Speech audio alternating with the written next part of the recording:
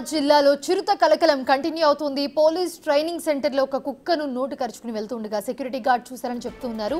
Room లోకి వెళ్లి door lock చేసుకున్నారు. విషయం ఫారెస్ట్ అధికారులు చెప్పడంతో వాళ్ళు చిరుతను బంధించే ప్రయత్నాలు స్టార్ట్ చేశారు.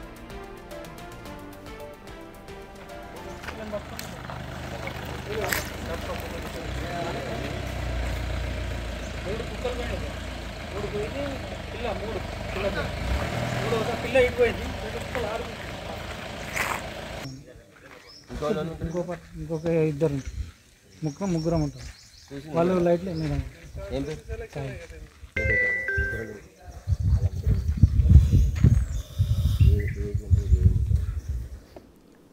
రైట్, ఇదే అంశానికి సంబంధించి మరిన్ని అప్డేట్స్ మా ప్రతినిధి రాజేష్ అందిస్తారు. రాజేష్,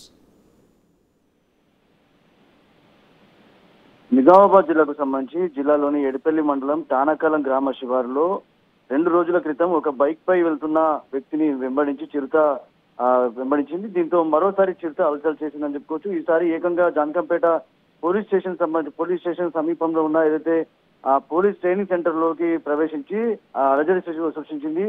సెంటర్ గేట్ వద్ద విధుల్లో ఉన్న సెక్యూరిటీ గార్డులు చిరుతను చూసి వెంటనే భయాందోళనకు గురయ్యాడు. వెంటనే లోపలికి వెళ్ళి డోర్ వేసుకున్నాడు.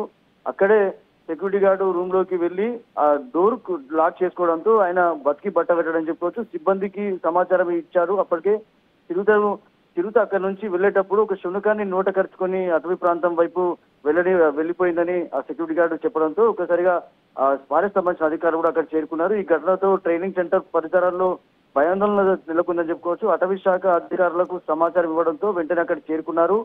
దీంతో చిరుత తిరిగే ప్రాంతం అంతా కూడా పూర్తిగా గమనించారు. వాటి పాదముద్రలను గమనించారు. దానికి సంబంధించిన సేకరించారు. ఎడిపల్లి మండలం తానాకాలం గ్రామ శివారులో 2 రోజుల క్రితం కూడా ఇలాంటి ఘటన చోటు చేసుకుంది. అయితే ఒక బ్యాంకు ఎంప్లాయీ విధులు ముగించుకొని వెళ్తున్న సందర్భంలో ఆయన బైక్ పై వెళ్తుండగా ఏదైతే ఆ ప్రాంతం అంతా కూడా అటవీ ప్రాంతం కాబట్టి అక్కడి నుంచి వెళ్తున్న సందర్భంలో సాయంత్రం 7:30 ప్రాంతంలో ఆ బైక్ రైడర్ ఎవరైతే నడిపిస్తున్నారో ఆయన వెంబడించింది. దీంతో అక్కడ ఆ రోజు కూడా భయాందోళనకు గురయ్యారు. ఇప్పటికీ ఫారెస్ట్ అధికారులు చెప్తున్నారు, ఫారెస్ట్ సంబంధించిన ప్రాంతం అంతా కూడా ఎవరైతే ప్రజలు నివసిస్తూ ఉంటారో వాళ్ళందరూ కూడా సాయంత్రంలో బయటకు రావద్దు, ఒకవేళ అవసరమైతే 3-4 కలిసి బయటకు వెళ్ళాలని చెప్పి కూడా ఆదేశాలు జారీ చేస్తారు.